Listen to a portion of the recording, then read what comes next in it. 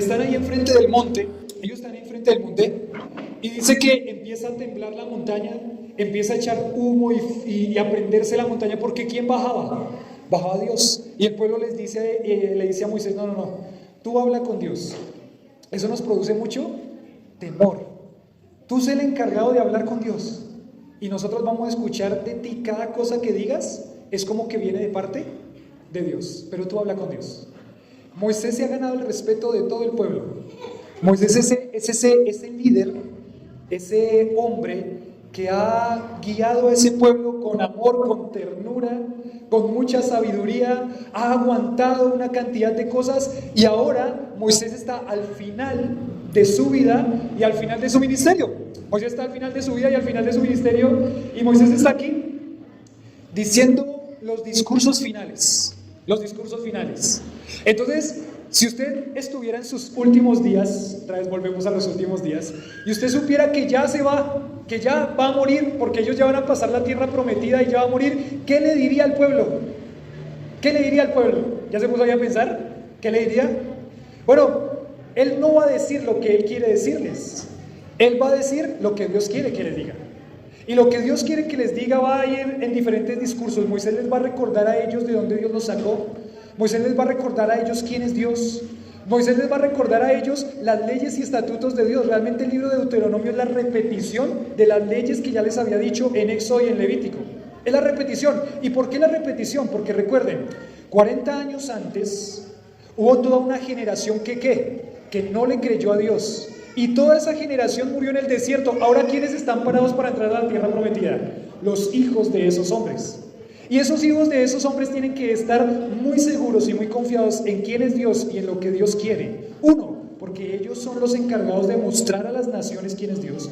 Y lo segundo, porque ellos tienen que modelarle a la siguiente generación los principios bíblicos, los estatutos de Dios, para que ellos también vivan esas vidas después de que sus vidas se terminen. Recuerden, su vida va a ¿qué? A terminar. Un día su vida va a terminar. Un papá me decía, yo quiero dejarle un buen legado a mi hijo. Chévere, ¿cierto? Porque un día su vida, ¿qué va a pasar?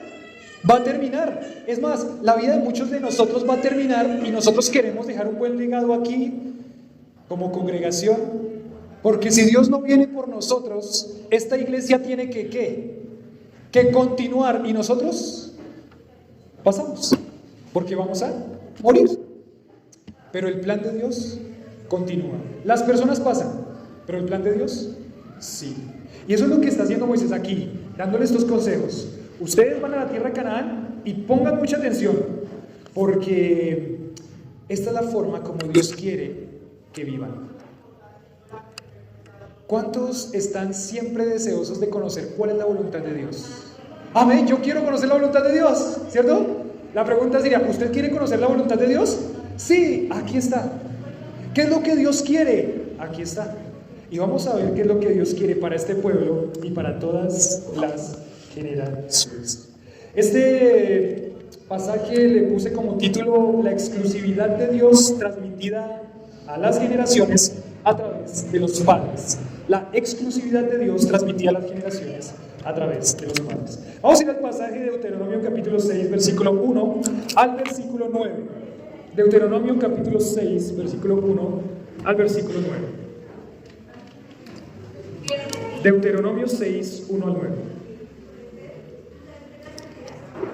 Vamos a pasar a leerlo, y vamos a intentar exponer este pasaje. Dice, estos pues son los mandamientos, estatutos, decretos que Jehová vuestro Dios mandó que os enseñase, para que los pongáis por obra en la tierra a la cual pasáis vosotros para tomarla, para que temas a Jehová tu Dios, guardando todos sus estatutos, sus mandamientos, que yo te mando, tú, tu hijo y el hijo de tu hijo, todos los días de tu vida, para que tus días sean prolongados. Oye pues, oh Israel, y cuida de ponerlos por obra, para que te vaya bien en la tierra que fluye leche y miel, y os multipliquéis como te he dicho Jehová, el Dios de tus padres. Dice el 4, oye Israel, versículo famoso, ¿no?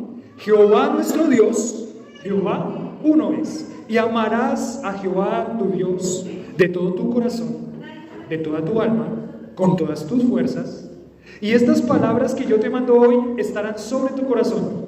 Las repetirás a tus hijos, hablarás de ellas estando en tu casa, andando por el camino, al acostarte, cuando te levantes.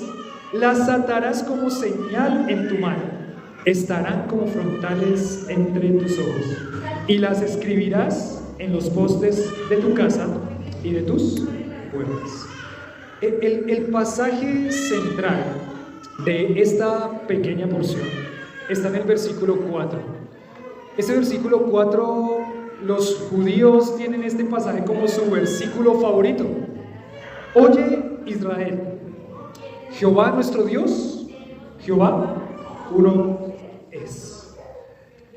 En otra versión, este versículo dice: escucha, oh Israel, el Señor es nuestro Dios, el Señor uno es. Y eso es lo que va a tomar como base para desprender todo este pasaje. El Señor Jehová es nuestro Dios. Y ahí es como si Dios le estuviera preguntando al pueblo: ¿Jehová es su Dios? ¿El Señor es su Dios? Piénselo ahí por un momento. ¿El Señor es su Dios? ¿Sí o no? ¿El Señor, quien es el único Dios, es su Dios?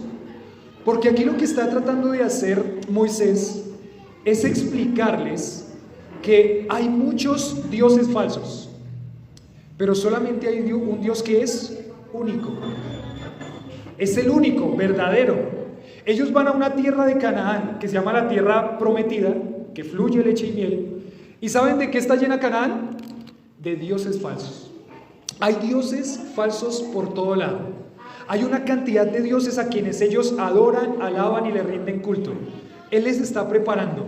Si es que ustedes creen realmente, verdaderamente, que Jehová es Dios y que es el único, esta es la forma como tienen que vivir y cómo deben vivir y cómo van a vivir.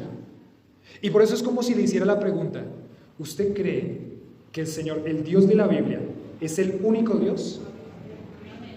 Bueno, 4 o 5, quizás los otros ya ahorita los vamos a intentar poner en ese contexto. ¿Usted cree que el Dios de la Biblia es el único Dios? Si usted cree que Jehová, el Señor, Dios Todopoderoso, el que es más grande de lo que imagino, es el único Dios, su vida va a vivir de esta forma. Su vida va a vivir de esta forma. Ese es el pasaje central de toda esta porción. Y lo que les está diciendo aquí prácticamente Moisés es: ya que Jehová es tu Dios y es el único soberano del universo, tienes que adorarle y servirle exclusivamente. Exclusivamente. ¿Qué significa exclusivamente? Que no hay nadie más a quien se debe adorar. No hay nada más a lo que se pueda adorar. Dios es un Dios exclusivo. ¿Qué significa eso? Él dice que la adoración tiene que ir toda ¿para quién? Para Él mismo. Él no comparte adoración con nadie. Él no comparte la adoración con nada. Él es exclusivista. Él es exclusivista. Él solamente merece la adoración. Y por eso entonces aquí empieza a definir: ¿usted cree que el Dios de la Biblia es Dios, soberano por sobre todas las cosas? Bueno, ya van un poquito más, la mitad sí, la otra mitad la vamos a seguir animando a que pueda tener esa convicción. Entonces usted debe adorarlo, debe sujetarse a Él, debe servirlo a Él y debe vivir esa vida de tal forma que las otras personas puedan ver eso. Entonces, Dios es el único Dios del universo. Él es exclusivo. Él no quiere que haya ninguna otra idolatría en su corazón. Y usted dice: no, pero yo no adoro imágenes. Hay muchas cosas que usted puede adorar. Ayer hablábamos en esta semana en la reunión casera. Su corazón, decía una frase de un hombre, de un predicador, de un autor de un libro: su corazón es una fábrica de ídolos. Póngale cuidado a esa frase. Su corazón es una fábrica ¿de qué? De ídolos. Usted puede hacer un ídolo de casi cualquier cosa. Un sentimiento puede ser su ídolo. Un pensamiento puede ser su ídolo. Usted lo agarra y lo acaricia y lo retiene. Una persona puede ser su ídolo. Una cosa puede ser su ídolo. Una actividad puede ser su ídolo. Un equipo puede ser su ídolo. El corazón es una fábrica de ídolos. Cuando uno reconoce que Jehová es el Señor, que Dios es único y que no hay ningún otro, su adoración debe ser exclusivamente para ese Dios. Es lo que dice este versículo 4. Jehová nuestro Dios, Jehová uno es. Y como ese Dios es nuestro Dios y ese Dios tiene esas características, entonces viene todo lo siguiente. Entonces, aquí Moisés está intentando hacerle pensar al pueblo, meditar al pueblo y que ellos tengan una convicción. Lo más importante de tu vida es una entrega total en adoración a Dios. Dios no quiere un pedazo de tu vida. Dios no quiere el 50% de tu vida. Dios no quiere el 99% de tu vida. Dios quiere ¿cuánto? El 100% de tu vida. El 100% de tu vida. Lo más importante de su vida. Por eso alguien puso como título de esta predicación: el mandamiento más importante. Lo más importante de tu vida es amar al Señor tu Dios con todo tu corazón, con toda tu alma, con todas tus fuerzas. Ese es el mandamiento más importante de tu vida. Si nosotros podemos dedicarnos nuestra vida a amar a Dios exclusivamente, es lo más importante que Dios quiere que tengamos como mandamiento. Amarás al Señor tu Dios.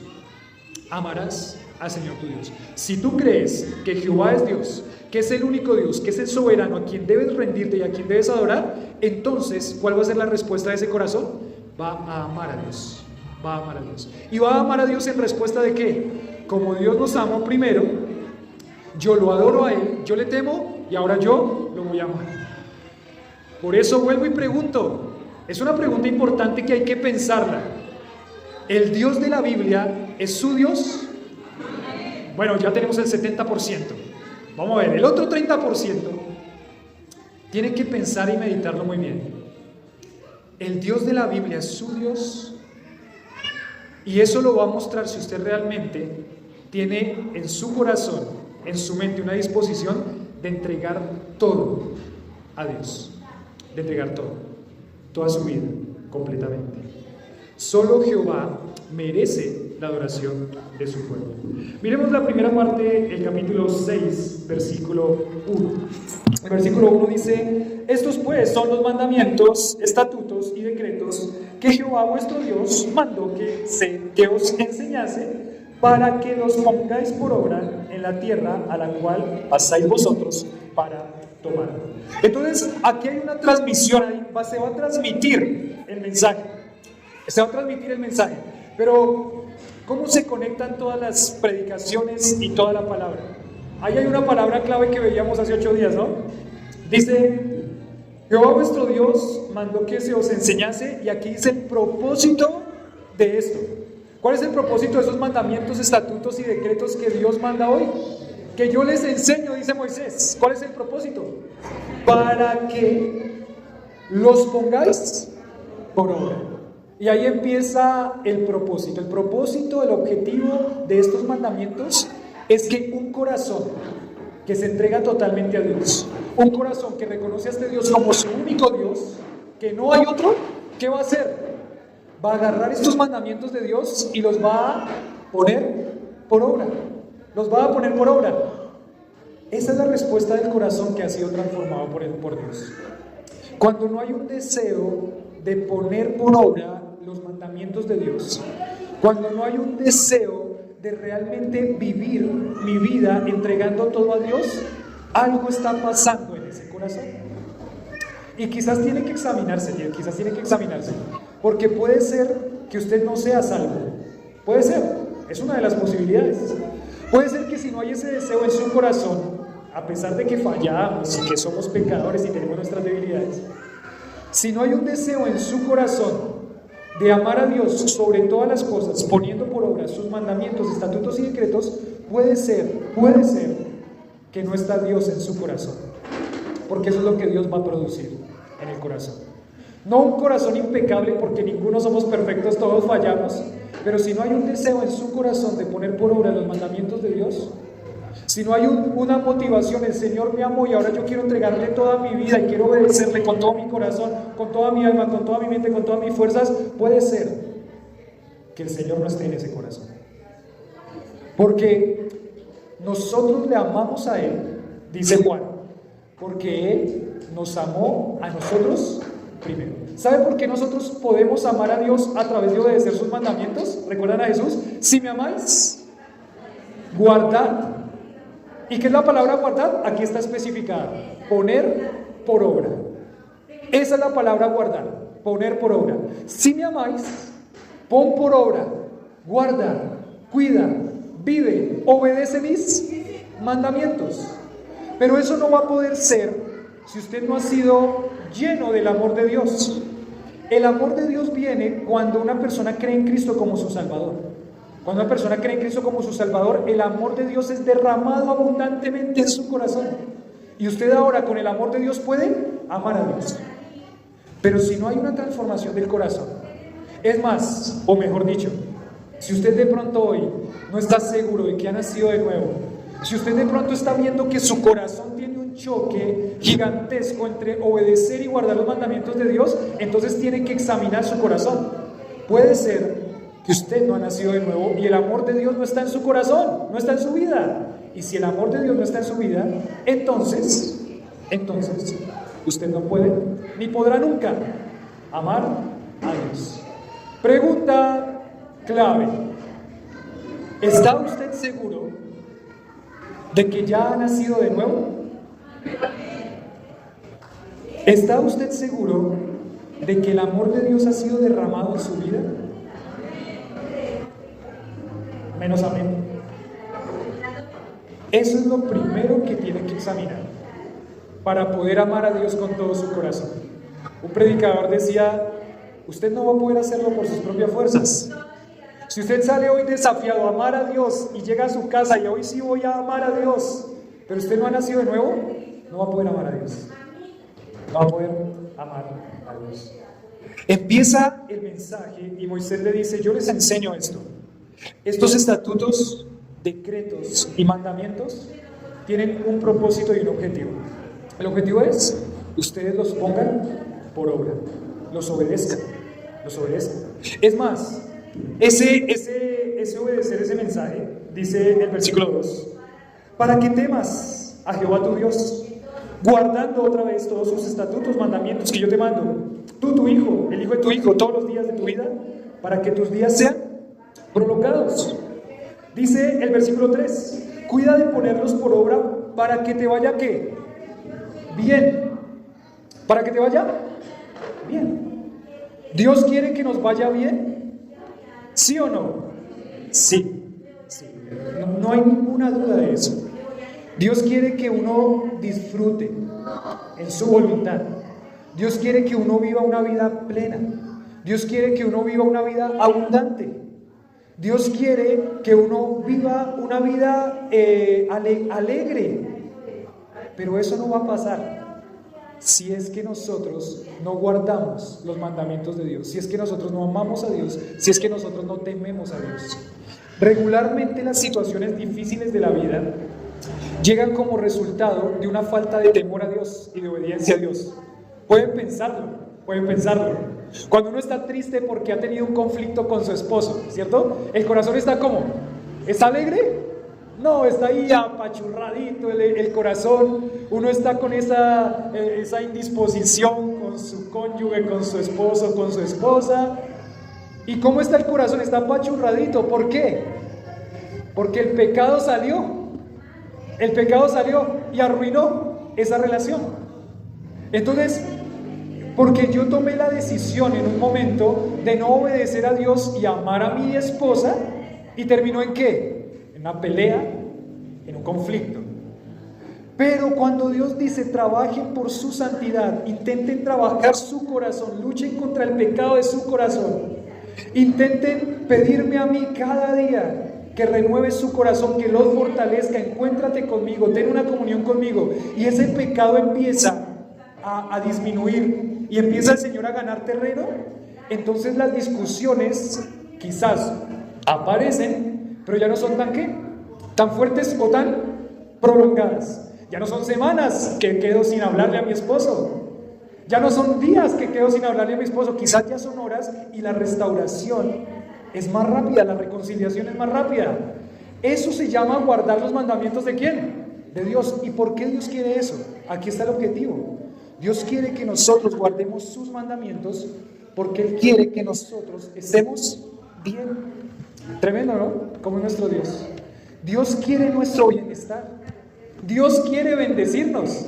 Dios quiere que nosotros vivamos vidas plenas.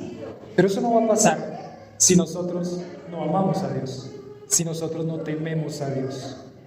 El pecado va a seguir ganando. El pecado va a seguir gobernando. En el trono de mi corazón no va a estar Dios. En el trono de mi corazón voy a estar yo. Entonces aquí le dice, Dios quiere que te vaya bien. Le dice a todo Israel, Dios quiere que te vaya bien. Es más, Dios ha provisto tantas cosas para que ustedes puedan disfrutar, que yo, Dios, o Jehová Dios, los envía a una tierra, le dice al pueblo de Israel. ¿Y cómo es esa tierra? Esa tierra está llena de espinos y cardos. Esa tierra está llena de dolor. Esa tierra está llena, no, les dice, los llevo a una tierra que, ¿qué dice el versículo 3? Que fluye leche y miel. ¿Qué significa esa expresión, que fluye leche y miel? Que en esa tierra hay prosperidad, que en esa tierra hay abundancia. Ustedes la tienen que cuidar bien, la tienen que administrar bien. Es más, Dios les dio leyes y les dijo, hay 6 años en los que tienen que cultivar esa tierra, y el 7º año, ¿qué tienen que hacer? Dejarla descansar. Déjela descansar. Y yo les voy a proveer para ese año, y después voy a hacer que se multiplique eso para los siguientes años. Yo lo voy a hacer, dice Dios. ¿Y qué hacía el pueblo? ¿Sabe qué hacía el pueblo en la dureza de su corazón? No, ¿cómo voy a dejar descansar la tierra un año? Yo no puedo dejar descansar la tierra un año, porque un año, ¿qué pasa con un año de que no haya producción? ¿Cómo voy a vivir yo? ¿Y yo de qué voy a vivir si dejo un año descansar la tierra? ¿Y sabe qué pasó? Que ellos no dejaron descansar la tierra, y por no obedecer los mandamientos de Dios en ese aspecto y en muchos aspectos, Dios trajo no bendición sobre sus vidas, sino que trajo ¿qué? Maldición. Porque los estatutos y decretos de Dios otra vez cae como anillo al dedo, diría el dicho. Los estatutos y decretos de Dios no son para ser escuchados, no son para ser leídos, son para ser obedecidos, son para ser guardados. No es, decíamos en la reunión casera el jueves, la palabra de Dios no es un amuleto que yo me memorizo, pero si yo no los guardo, esto que está acá no va a ser producido en la vida del creyente y de la iglesia. Cada vez que a nosotros nos fue mal, fue por no haber tenido en cuenta a Dios en las decisiones que nosotros teníamos que tomar. Y uno después está peleando contra Dios, ¿sí o no? Pero Dios, ¿por qué? ¿Por qué permitiste que eso pasara si tú eres Dios? ¿Por qué hiciste eso? Porque ahora mira todo lo que me está pasando. Espere, devuélvase un poquito atrás. Devuélvase. ¿Fue Dios o fueron sus decisiones? ¿Fueron sus sentimientos que dejó volar? ¿Fueron sus pensamientos que dejó volar? ¿Fue Dios o fue usted? Porque cuando uno no guarda los mandamientos de Dios, eso es lo que va a pasar. Eso es lo que va a pasar. Después llega uno, perdón, es que yo me equivoqué. Sí, pero Dios se lo dijo, se lo advirtió, se lo repitió, se lo dijo de todas las formas posibles. Pero yo quise no que Dios estuviera en el trono de mi corazón, sino yo estar en el trono de mi corazón. Porque yo soy el que tomo las decisiones. Yo soy más sabio que Dios. Yo soy el que sé. Uno termina diciendo, puedo jugar con el pecado hasta cierto punto. Ya de ahí no voy a pasar. Ahí ya me quedo. Cuando se acerca más al fuego, se acerca y Dios le dice, no, mire, los estatutos y decretos para que le vaya bien. Se acerca más al fuego. Estatutos y decretos y mandamientos, guárdalos, obedécelos, para que te vaya bien, para que seas bendecido. Se acerca más al... ¡Ah! ¿Qué pasó? Se despertó, en primer lugar, pero en segundo lugar, se quemó. Me quemé. Me dolió. Caí. Pero Dios, no, pero Dios nada. Pero Dios nada porque se lo dijo una y otra vez. Estos estatutos y decretos que yo te mando hoy, dice Dios, son para que los guardes, para que los obedezcas, para que los atesores. Y aquí viene para el papá, ¿no? Dice versículo 2: para que temas a Jehová tu Dios, guardando todos sus estatutos, sus mandamientos que yo te mando. ¿Quién los tiene que guardar? En primer lugar, tú, o sea, yo. Diga yo, porque es que de pronto decimos, ¿quién los tiene que guardar primero? Tú. Sí, muy lindo, muy lindo. ¿Quién los tiene que guardar primero? Yo. Esa es la forma como se va a vivir el mensaje y se va a transmitir el mensaje. Yo soy el primero que los tengo que vivir. Lo hemos dicho muchísimas veces y quizás una vez más que Dios nos lo trae a la memoria. Una vez más. Yo le puedo decir a mi hijo, estos son los estatutos y mandamientos de Dios. Se los puedo decir una y otra vez. Pero si yo en primer lugar no los guardo, va a ser muy difícil que él entienda esa conexión. Yo le puedo decir 1000 veces a mi hijo, no haga eso, no haga eso, no haga eso, papito, mamita, mi hijito, mi amor, mi corazoncito, mi ternurita, mi cuchurrumín, como le llame a su hijo. No lo haga, no lo diga, no lo viva así, eso te va a hacer daño. Pero si yo no lo hago, eso es lo que él va a vivir. Eso es lo que él va a vivir. Hablábamos con unas personas en una visita y decían, creo que ahora entiendo la razón por la cual mis hijos ya son grandes y estuvieron todos sus años desde chiquiticos estuvieron en la iglesia. Allá iban cada domingo, pero creo que ahora entiendo un poco. Yo no fui fiel en vivir ese mensaje. Quizás para ellos realmente lo que va a pasar en su mentecita es que para ellos va a ser, bueno, es algo lindo para mi papá, pero cuando yo crezca yo voy a tomar mis propias decisiones. Y como para mi papá solamente fue una religiosidad, fueron ritos que se cumplían, o más bien, fueron mandamientos que se decían, pero no que se obedecían, no que se vivían, y no que se guardaban. Entonces el hijito ya dice, quizás ahora entiendo por qué razón mis hijos que fueron toda la vida a la iglesia, que crecieron en un hogar cristiano, no están. Bueno, tendría que examinar quizá en primer lugar eso. ¿Usted vivió? O yo como papá también. ¿Estoy viviendo? ¿Estoy guardando? ¿Estoy modelándoles a ellos que en primer lugar yo lo guardo y lo vivo? Porque esa es la labor del papá. La labor del papá es amar a Dios con todo su corazón, un temor a Dios reverente, inclinándose ante Dios en temor, en miedo también que produce estar ante la presencia de ese Dios, en querer vivir para Él porque Él me amó a mí primero.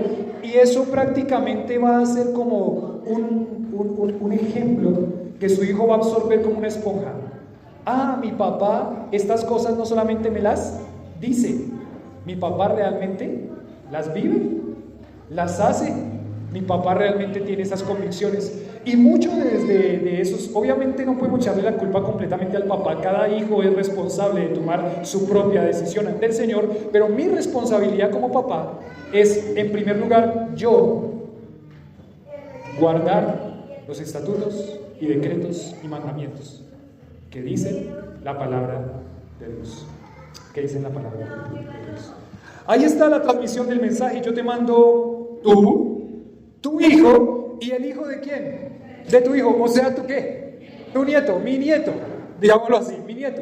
Pero ahí uno se va dando cuenta la cadena de transmitir el mensaje. Yo como papá, amando al Señor, con un corazón transformado, en temor y reverencia a Dios, voy a vivir mi vida guardando esos mandamientos de Dios. Mi hijo lo va a ver, ¿y mi hijo qué va a hacer? Lo va a vivir, Y ese hijo que lo va a vivir, ¿a quién se lo va a pasar? A su hijo, o sea, a mi nieto. Y ese hijo que lo va a vivir, ¿a quién se lo va a pasar? A su nieto. Es lindo ver, cuando no sé si han escuchado, por ejemplo, personas que dicen, o predicadores que dicen, nosotros vinimos de una generación de siervos de Dios. Yo soy pastor, mi papá es pastor junto conmigo, o siervo muy activo de la iglesia. Su papá fue pastor y misionero en tal lugar. Su papá fue un hombre muy consagrado al Señor. No fue pastor ni misionero, pero fue un hombre muy fiel al Señor, al servicio del Señor en su obra. Y así venían como de 3 o 4 generaciones. ¿Qué produce eso? Produce gozo, produce alegría. Yo estoy pensando, yo no sé, Tiago y Analí, que Dios les va a tener para sus vidas, pero solo espero, y es el anhelo y es el deseo de que ellos les sirvan al Señor, de que ellos estén en el camino del Señor. Pero ahí es donde pone la responsabilidad en mí. La responsabilidad en mí es que le moldee eso, que viva eso, porque ellos pueden de pronto verme a mí aquí predicando y su papá es el pastor, pero yo cómo vivo con ellos. Ella puede decir, mi papá dice algo allá, pero en la casa es otra persona. Papá allá, pastor, pero acá, ¿cómo lo vive? ¿Eso hace un daño a la vida del chico, de su hijo? Feliz Día del Padre. ¿Pero eso hace un daño para la vida de su hijo? De verdad que hemos visto pasar a muchachos y chicas que eran hijos de pastores, de misioneros, y dijeron, mi papá se lo robó el ministerio, nunca tenía tiempo para nosotros, todo era ministerio, ministerio, ministerio, porque el pastor tiene que estar dispuesto las 24 horas. ¿Y la familia qué? ¿No es que ese es su primer ministerio? O bueno, más bien, ese también es un ministerio que tiene que darle prioridad. Quizá hemos entendido cosas mal. Yo pensaba eso antes. Primero el ministerio, 24 horas, 7 días a la semana, y la familia que se espere. Gracias a Dios que entendí la palabra, o alguien me la enseñó.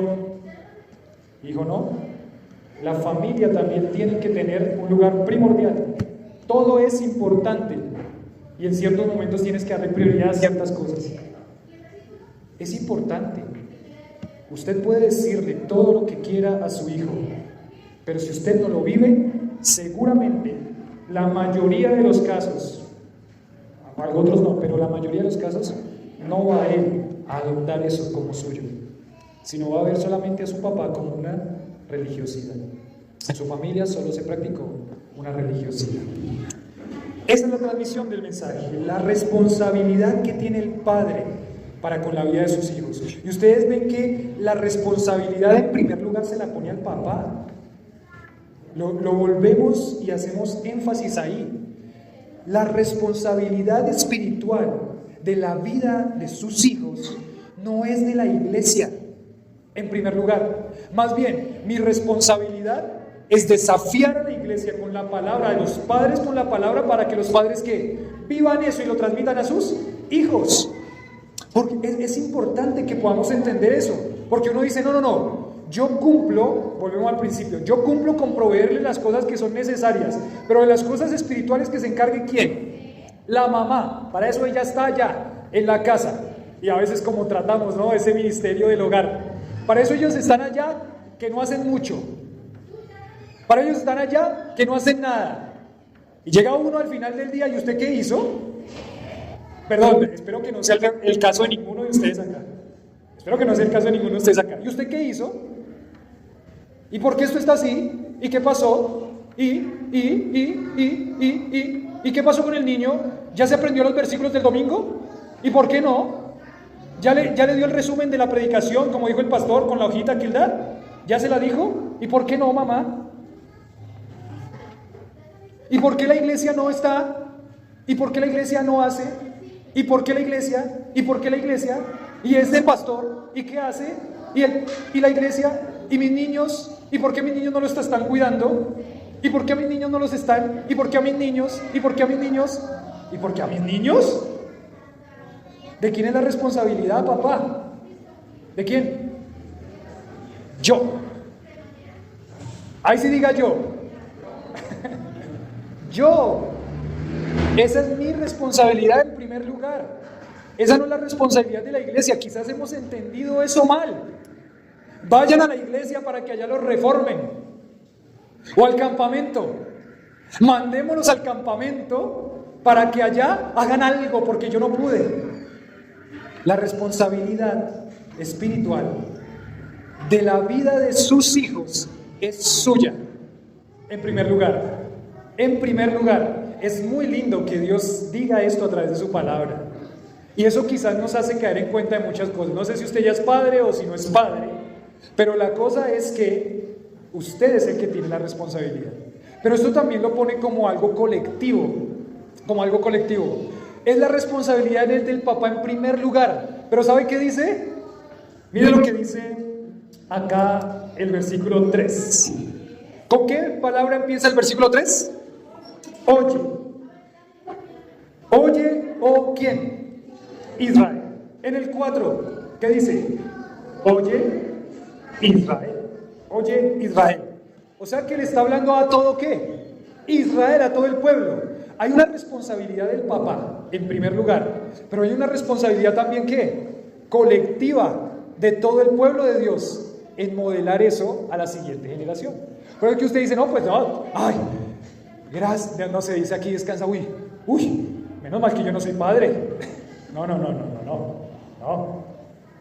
Porque aunque usted de pronto Dios en este momento, por ser soltero, porque Dios no ha permitido que tenga hijos, usted tiene una responsabilidad también con todo este pueblo de Dios que está acá. Modelarle los estatutos y decretos y mandamientos de Dios. ¿A quién van a ver los niños que están acá? ¿A quién? A ustedes y a mí. Y saben que nos ven, ¿no? Es lindo porque, por ejemplo, en la iglesia, dice Pablo a Tito, ¿sabe qué tienen que hacer las mujeres mayores? ¿Qué tienen que hacer las mujeres mayores? ¿Enseñarle a quiénes?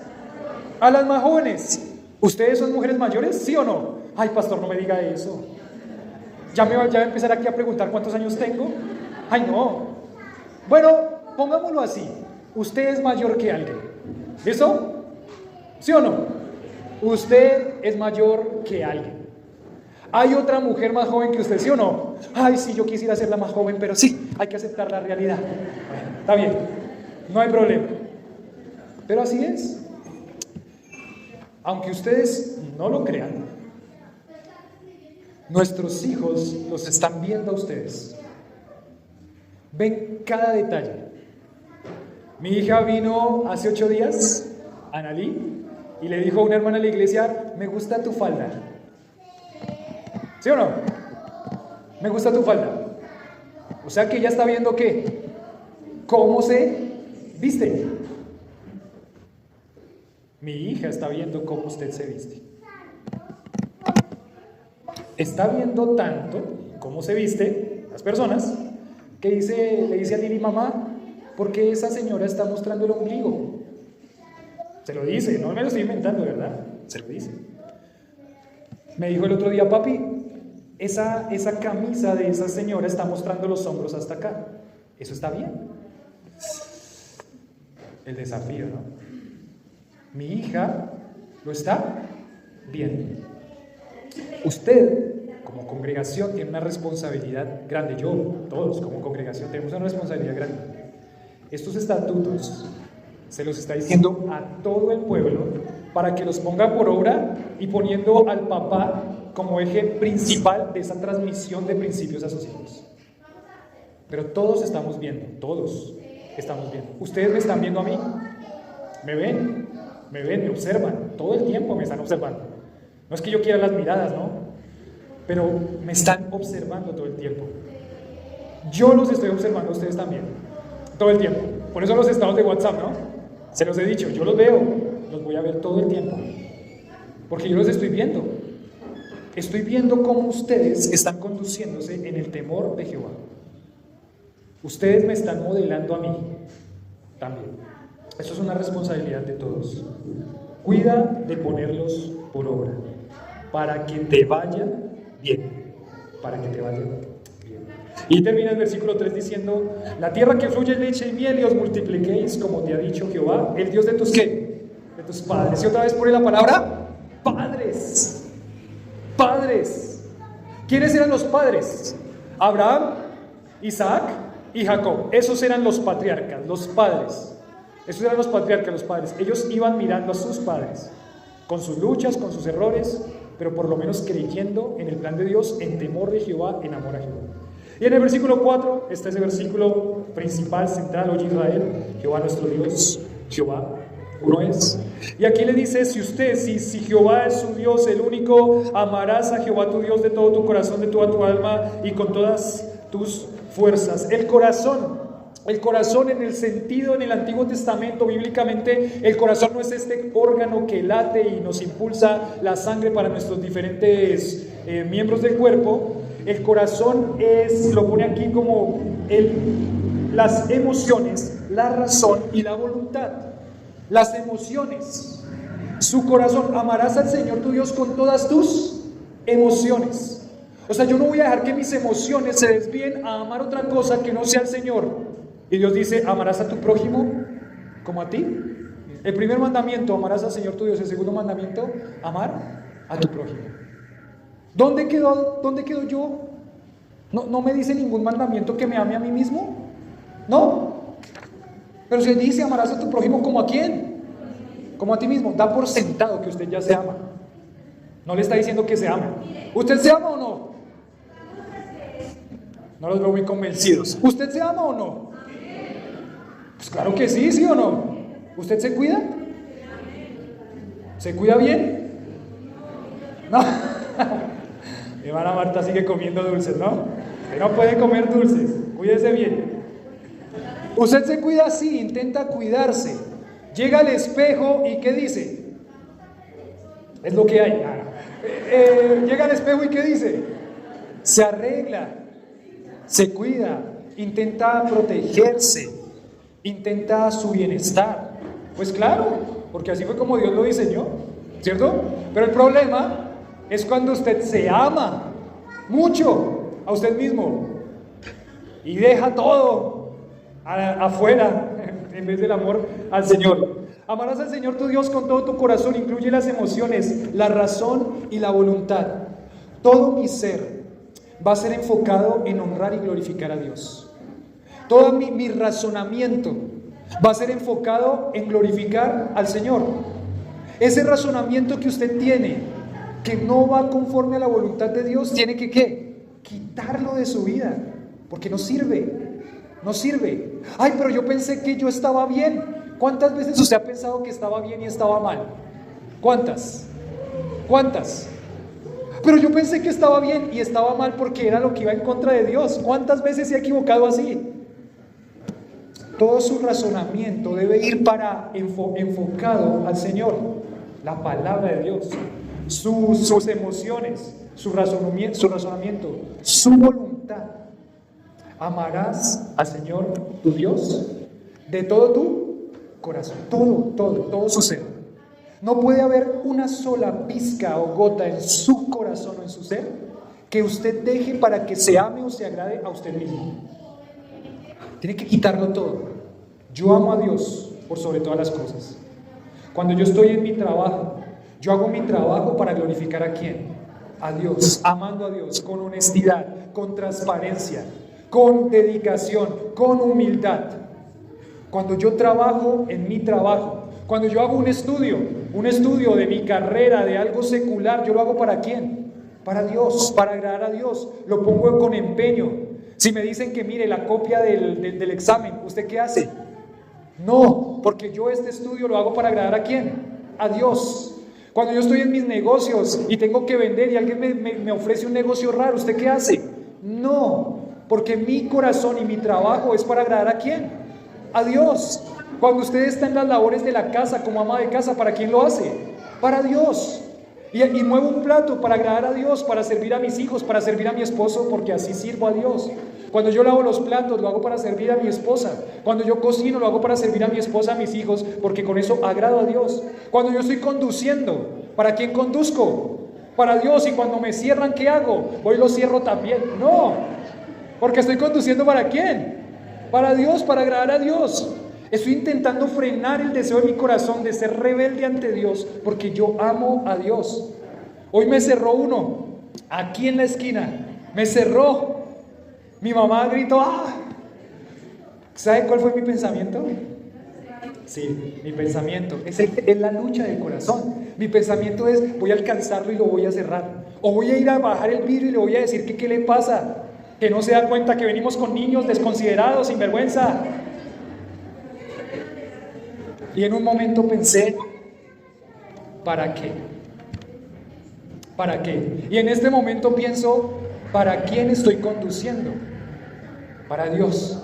Y si yo estoy conduciendo para Dios, entonces mi corazón, cuando pasan ese tipo de cosas, debería decir, Señor, perdono ese agravio y perdono esa ofensa, y ya, más bien oro por él. No oro que el Señor se lo lleve, ¿no? Por las dudas, esa no sería una buena oración. Quizás orar por él, pero todo lo que yo hago tiene que estar enfocado en amar y glorificar el nombre de Dios. Todo. Usted va en el Transmilenio, lo empuja a alguien, le pega a alguien huele feo, alguien lo mira mal, ¿usted qué hace? Señor, permíteme responder bien en mis pensamientos para no generar rencor contra esa persona, para no generar ningún tipo de odio y amargura en mi corazón contra esa persona, porque usted está viviendo toda su vida para Dios, con todo su corazón. Con todo su corazón. La siguiente palabra que dice ahí es, lo contrario, me hacía pensar es, con todo su corazón. Lo contrario es cuando uno dice, uy, esa persona sí tiene una dureza ¿de qué? De corazón. ¿Qué significa esa persona sí tiene esa dureza de corazón? Esa persona no quiere vivir para Dios. Cuando se le dice algo de Dios, no quiere escucharla. Esa persona es creyente, pero cuando está mal en una situación, su orgullo puede más. El trono de su corazón no es Dios, sino es Él mismo. La dureza de su corazón es lo contrario a ser duro de corazón. Es que mi corazón esté muy sensible y muy dispuesto a hacer la voluntad de Dios y glorificar a Dios en cada cosa que hacemos. Cada cosa que hacemos. Dice con todo tu corazón, con toda tu alma. Déjenme leerles lo que dice aquí o que encontré. Popularmente se cree que el alma es el elemento espiritual de cada individuo, lo que vive después de la muerte, pero en el pensamiento hebreo, que es cuando se escribió este pasaje de Deuteronomio, en el pensamiento hebreo el alma refleja el principio de vida. En el Antiguo Testamento, alma representa los sentimientos, los deseos humanos. Amar a Dios con toda el alma significa que cada israelita tenía que colocar su vida y todos sus deseos en las manos de Jehová y permitir que Él controlara su vida. Todos sus pensamientos, todos sus deseos en manos ¿de quién? De Dios, y permitir que Él controle su vida. Y uno va tomando decisiones, ¿no?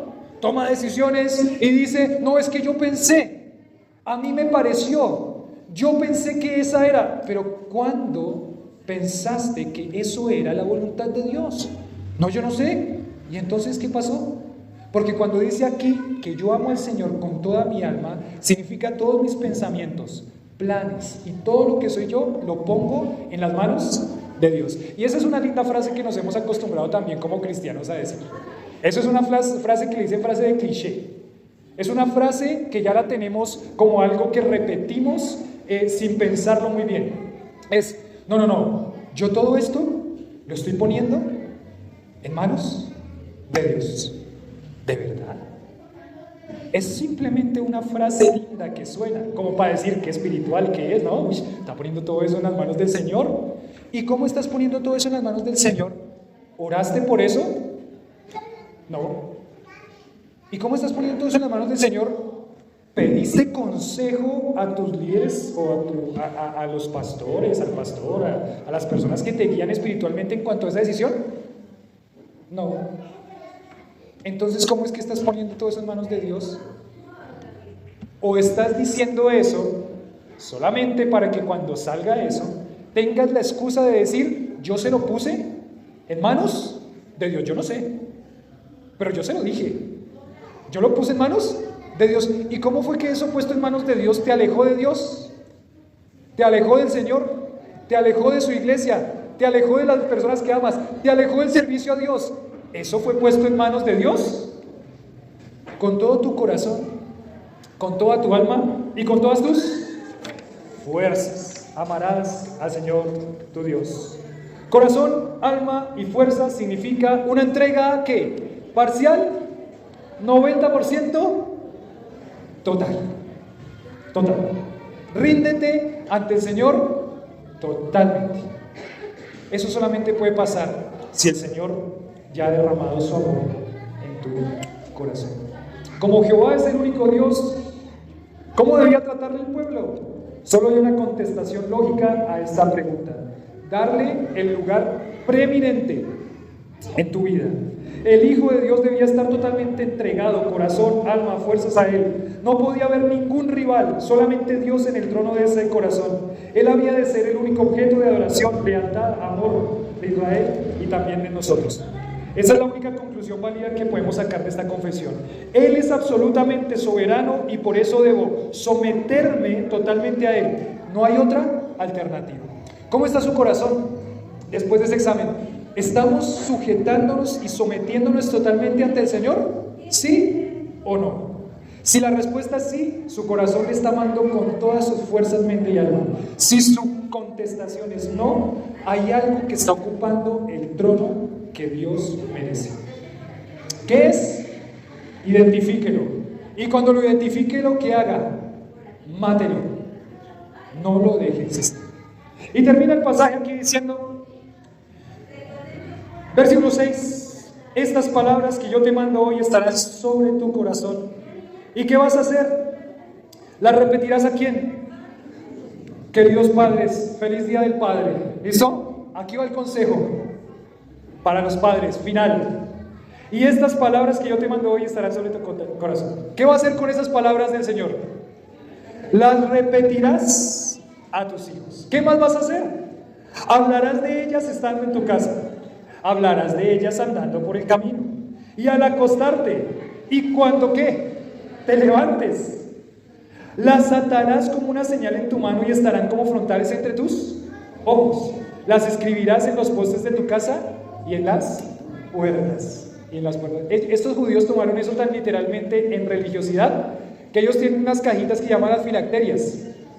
Unas cajitas, si ustedes han visto judíos ortodoxos, radicales, ellos tienen como una cuerdita aquí amarrada, pueden buscarlo ahí en Google, y tiene una cajita acá, hay otros que se la ponen acá.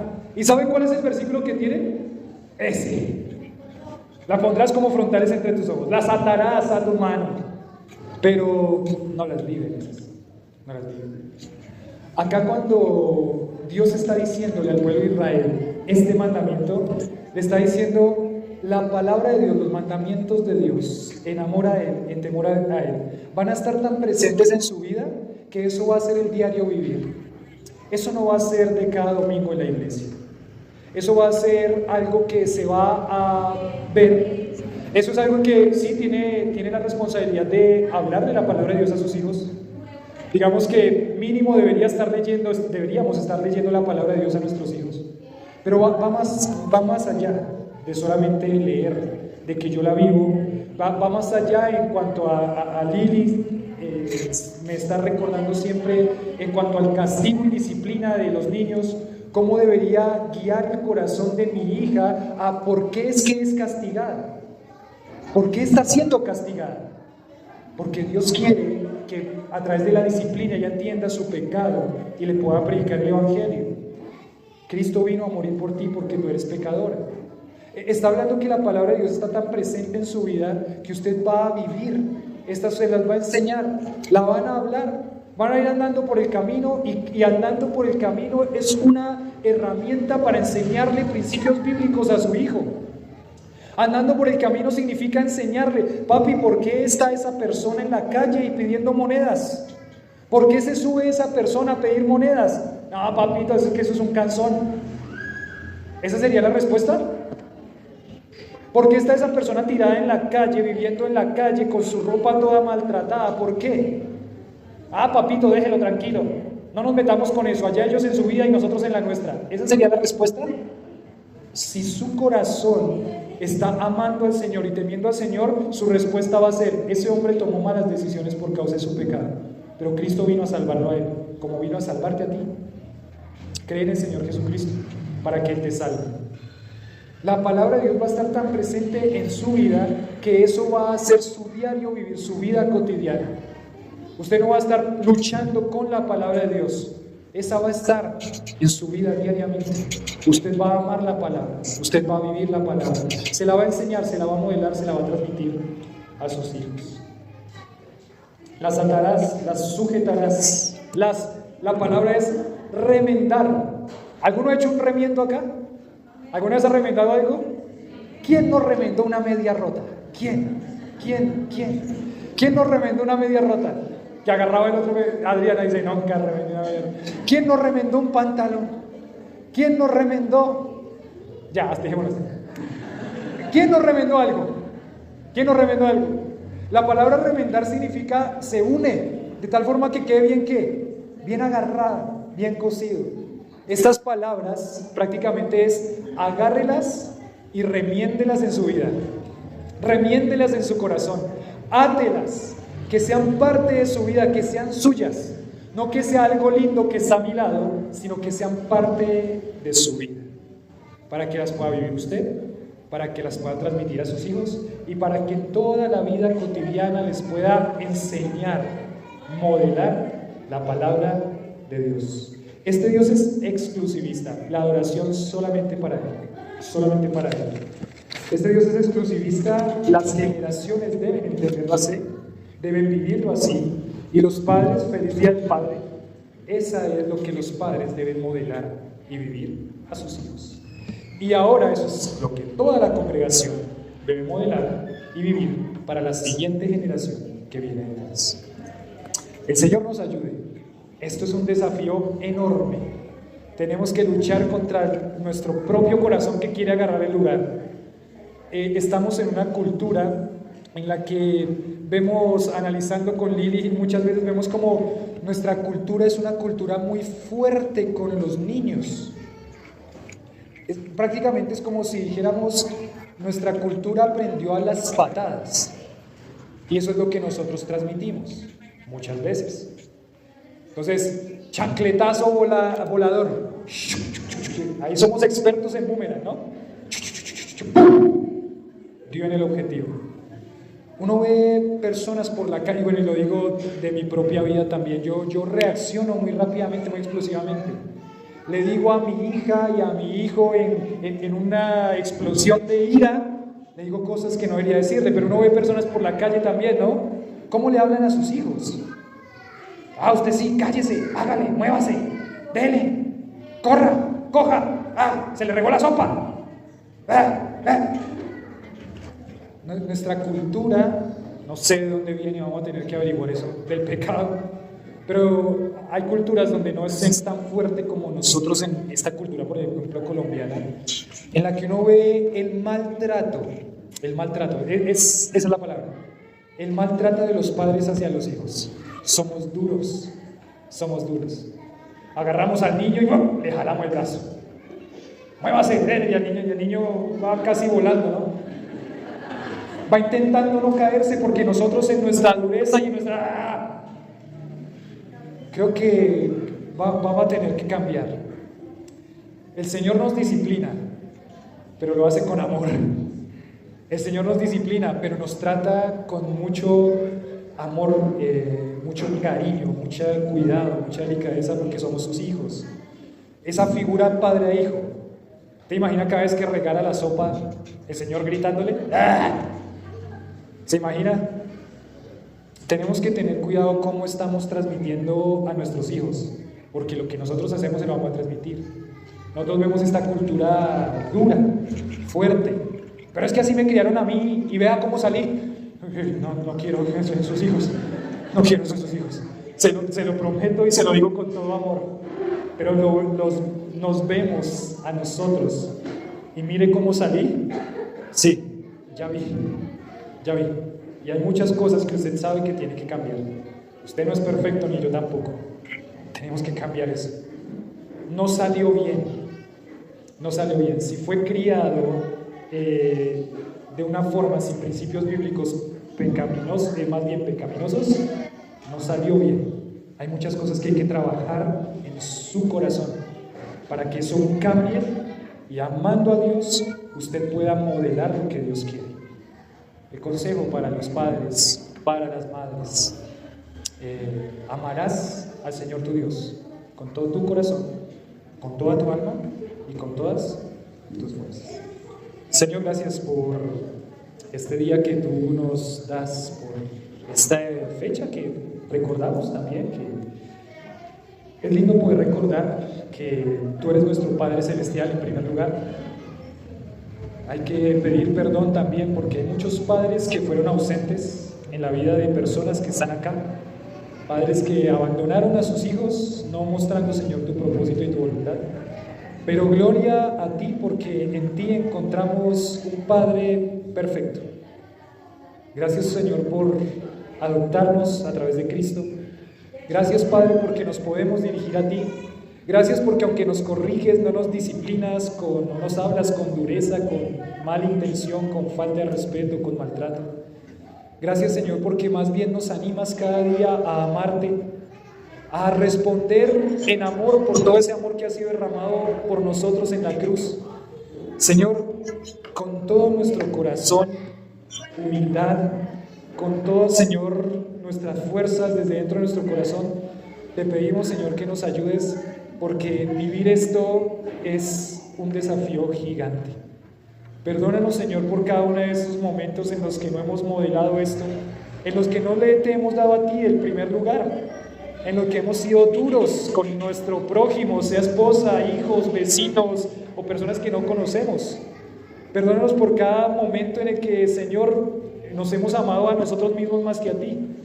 Perdónanos, Señor, porque entendemos después de esta palabra que hay temor en nuestro corazón. Hemos fallado al Dios del universo, a quien es más grande de lo que imaginamos. Perdón.